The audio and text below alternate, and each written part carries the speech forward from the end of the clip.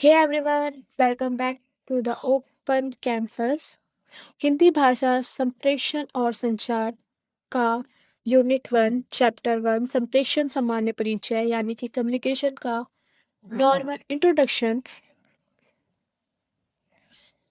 Chapter 1 संप्रेषण की अवधारणा और इसकी प्रक्रिया यानी कि कम्युनिकेशन का कॉन्सेप्ट और प्रोसेस। प्रस्तावना संप्रेषण मानव जीवन का एक अनिवार्य और स्वाभाविक अंग है।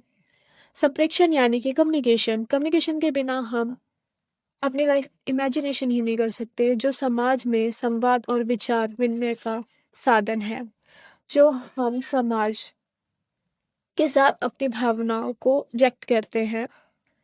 यह केवल एक सामाजिक प्रक्रिया नहीं है, बल्कि इसके माध्यम से व्यक्ति अपने विचार, भावनाएं और सूचनाएं दूसरों तक पहुंचाता है। संप्रेषण यानी कि कम्युनिकेशन शब्द सम और प्रेषण से बनता है, जिसका अर्थ है समान रूप से आगे भेजना या सूचित करना। मतलब जो जो जैसा है एज इट इज आगे भेजना। इस प्रक्रिया में व्यक्ति एक संदेश भेजता है जो प्राप्तकर्ता द्वारा ग्रहण किया जाता है।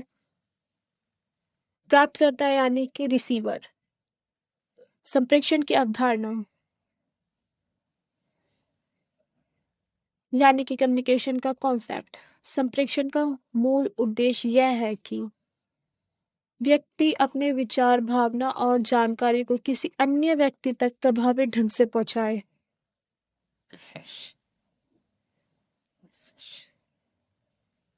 इसके अंतर्गत का एक संदेश यानी कि सेंडर, प्राप्तकर्ता यानी रिसीवर और एक माध्यम यानी कि चैनल की भूमिका होती है।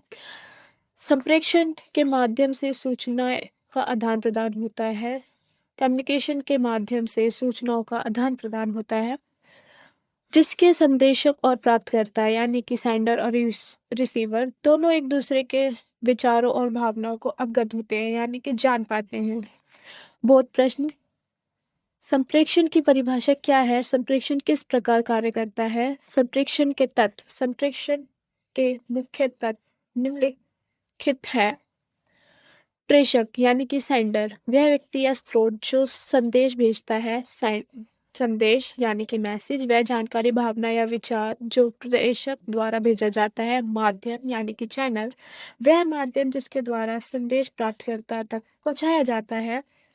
प्राप्तकर्ता यानी कि रिसीवर, वह व्यक्ति जो संदेश को प्राप्त करता है। फीडबैक, वह प्रक्रिया जो प्राप्तकर्ता द्वारा प्रेषक को दी जाती है, जिससे पता चलता है कि संदेश को सही से समझा गया है या नहीं। बोध प्रश्न। संप्रेषण के मुख्य तत्व क्या है? संप्रेषण में फीडबैक का क्या महत्व है? संप्रेषण के महत्व। कम्युनिकेशन के इम्पोर्टेंस। कम्युनिकेशन के बिना समाज की कल्पना करना असंभव है। वह व्यक्तिगत और सामाजिक यानी कि चाहे दो लोगों के बीच या फिर समाज, दोनों स्तरों पर अति महत्वपूर्ण है। इसका महत्व इसलिए भी है क्योंकि यह हमें एक दूसरे से जोड़ता है, एक दूसरे से कनेक्ट करता है और सामूहिक निर्णय, नीतियों और योजनाओं को लागू करने में भी मदद करता है। प्रभावित संप्रेषण यानी कि एक ऐसा कम्युनिकेशन से एक अच्छे कम्युनिकेशन से संभावना, एकजुटता और सामान्य बना रहता है। जब हम किसी से अच्छे कम्युनिकेशन में बात करते हैं तो उसके साथ हमारा कनेक्शन, उसके साथ हमारी भावना का एक्सचेंज भी होता है। बहुत प्रश्न। समाज में संप्रेषण का क्या महत्व है? प्रभावी संप्रेषण कैसे समाज में एकजुटता लाता है, यानी कि एक अच्छा कम्युनिकेशन कैसे समाज में को आपस में जोड़ता है। संप्रेषण की प्रक्रिया। संप्रेषण एक जटिल प्रक्रिया है जिसमें कई चरण होते हैं। पहला, संदेश की प्राप्ति। प्रेषक यानी कि सेंडर अपने विचारों को संदेश के रूप में तैयार करता है, यानी कि मैसेज के रूप में तैयार करता है। सेकंड, माध्यम का चयन। वह एक ऐसे माध्यम का चयन करता है जिससे प्रेषक यानी कि सेंडर उस माध्यम का चयन करता है जिससे द्वारा वह संदेश को प्राप्त करते यानी कि रिसीवर तक पहुंचाना चाहता है।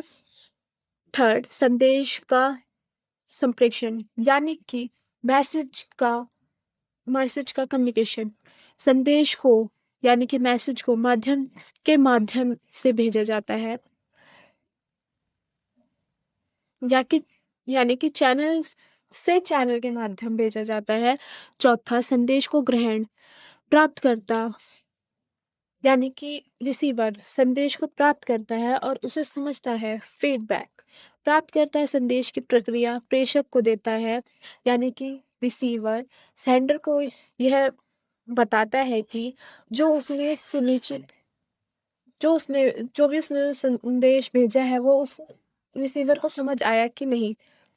निष्कर्ष, संप्रेषण एक निरंतर चलने वाली प्रक्रिया है। कम्युनिकेशन हमेशा चलने वाली प्रक्रिया है जो केवल सूचनाओं का आदान प्रदान ही नहीं करती, जो सिर्फ एक दूसरे को अपनी बातें ही नहीं बताती, बल्कि व्यक्ति का समाज के बीच संबंधों को भी जटिल बनाती है। इसके बिना समाज का संचालन संभव ही नहीं है।